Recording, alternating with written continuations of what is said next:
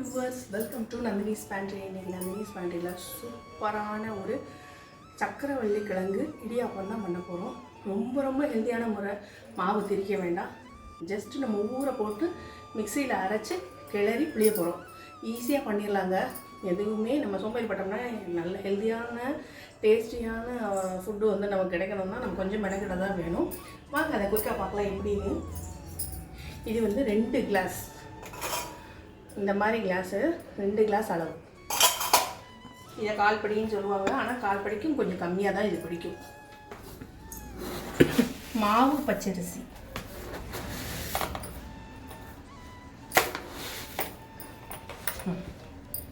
ரெண்டு கிளாஸ் அளவு எடுத்து இது வந்து வாஷ் பண்ணிவிட்டு ஒரு 3-4 மணி நேரம் நல்லா ஊற வச்சுக்குவோம். ஓவர் நைட் ஊற வச்சா ரொம்ப உத்தமம். அது நம்ம இப்போ காலையில் இப்போ நைட்டு பண்ண போகிறோம்னா காலையில் ஊற வச்சுட்டு நம்ம பண்ண போகிறதுக்கு முன்னாடி நம்ம வாஷ் பண்ணிவிட்டு அரைச்சி ஈஸியாக பண்ணிடலாம். ரொம்ப சாஃப்டாக நல்லா வரும். மாவு பச்சரிசி எடுத்துக்கோங்க, அதுதான் நல்லா வரும். இதை வந்து வாஷ் பண்ணிவிட்டு இப்போ ஊற வச்சிடலாம். இது வாஷ் பண்ணியாச்சு.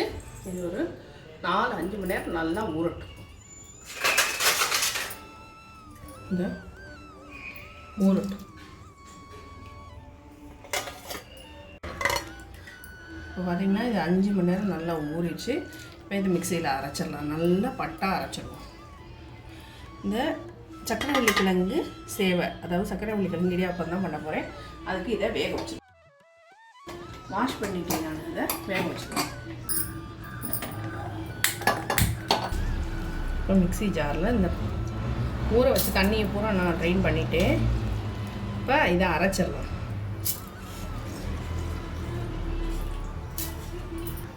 தண்ணி ஊற்றி அரைச்சிக்கலாம். ஒரு 1/2 கப் அளவு தண்ணி விட்டால் போதும். பார்த்திங்கன்னா நல்லா அரைப்பட்டுருச்சு. எவ்வளோ சாஃப்டாக அரைச்சிருக்குது.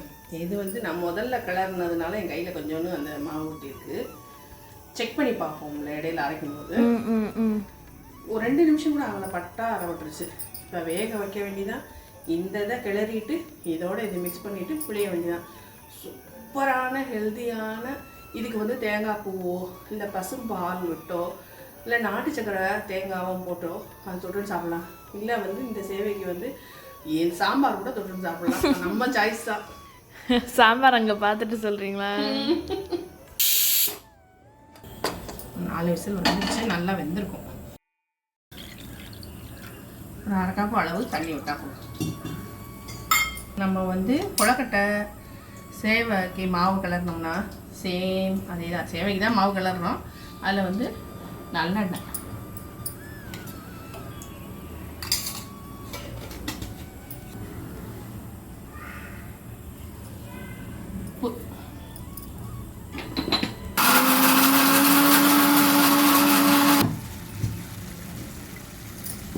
தண்ணி கொதிக்க ஆரம்பிச்சிச்சு. இப்போ இந்த மாவை போட்டு கிளறிடலாம்.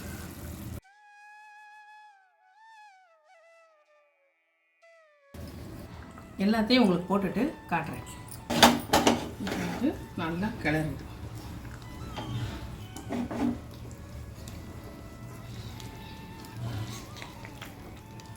கொழக்கட்டை மாவு அந்த மாதிரி கிளறிடணும். இடியாப்பத்துக்கு பொதுவாக இந்த மாதிரி செஞ்சு கிளறினோம்னா எப்படி அந்த மாதிரி நல்லா இதிலே ஒரு 50-60% வெந்துடும். ரொம்ப தண்ணி விட வேண்டாம். நல்லா கிளறிட்டு உங்களுக்கு காட்டுறேன்.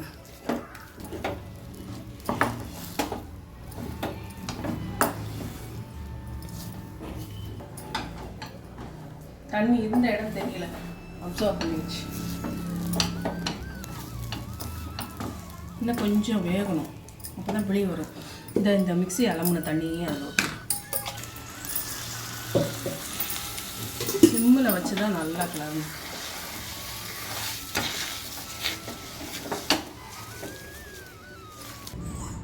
ஒரு 2 மினிட்ஸ் மூடி போட்டு இருக்கட்டும்.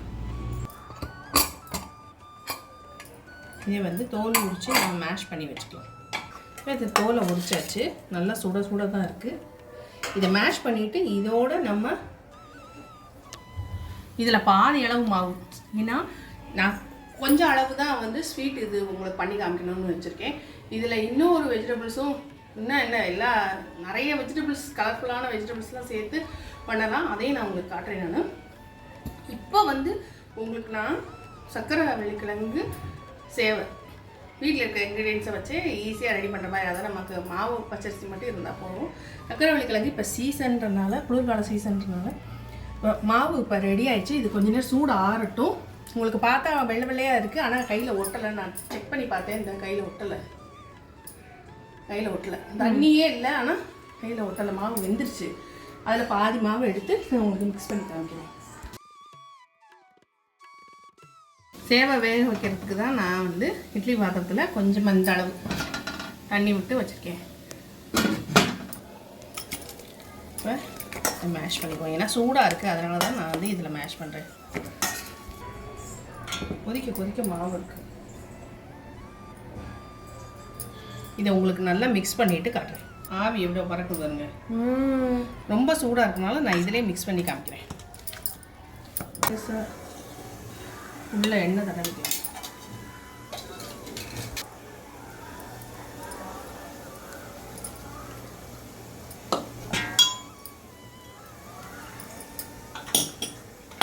நல்லா ஆறுனதுக்கு அப்புறமே பேசுங்க, அப்போ தான் ஈஸியாக நல்லா பிசையணும். இது நல்லா சூடாக தான் இருக்குது.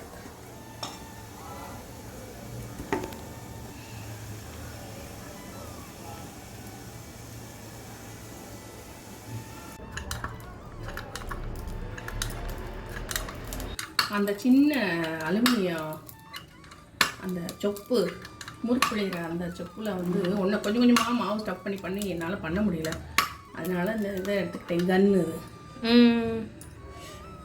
இதை வேக வச்சிடலாம்.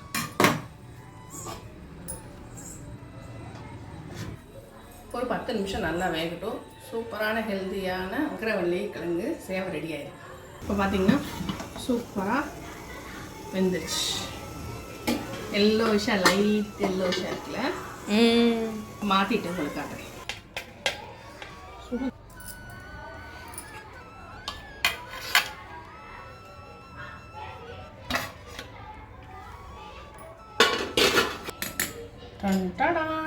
வாவ் சூப்பர்மா.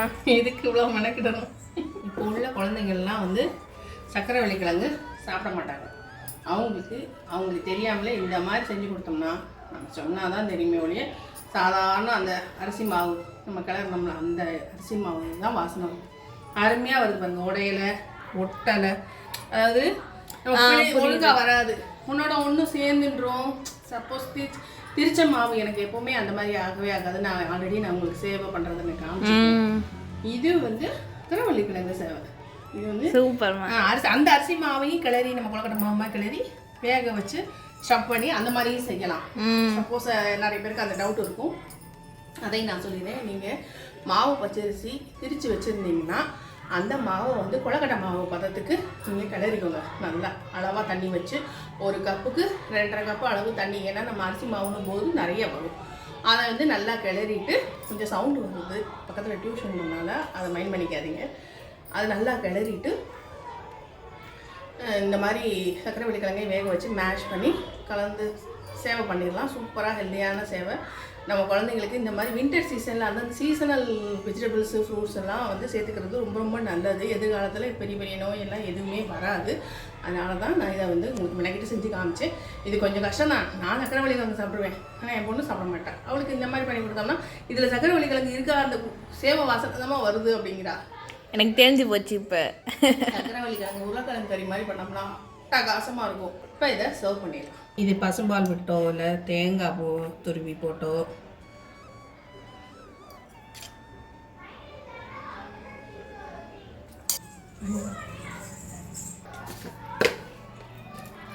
இதுக்கு நாட்டு சக்கரை தான் சூப்பராக இருக்கும். நடுவில் நான் போடுவேன். மேலே தூங்க.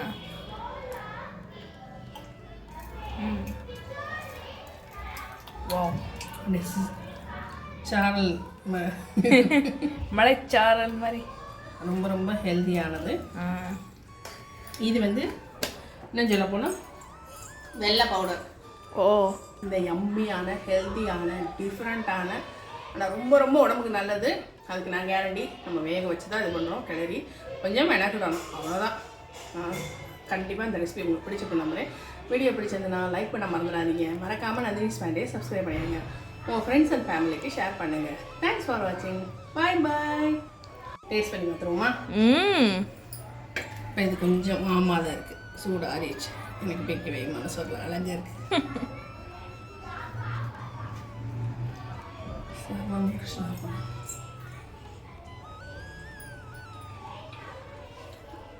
As usual first class.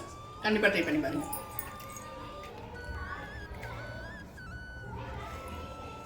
எவ்வளோ சாஃப்டாக இருக்குது. கொஞ்சம் பெரிய கண்ணில் தான் பண்ணியிருக்கேன். பசும்பால் விட்டு கூட சாப்பிடலாம். சிந்தாமல் சாப்பிடலாம். கண்டிப்பாக ட்ரை பண்ணி பாருங்க. பாய். நல்லா இருக்கா? சூப்பராக இருக்கு. அப்போ எல்லா குட்டி குட்டி குழந்தைங்க வச்சுருக்கவங்கலாம் கண்டிப்பாக இதை ட்ரை பண்ணி பாருங்க.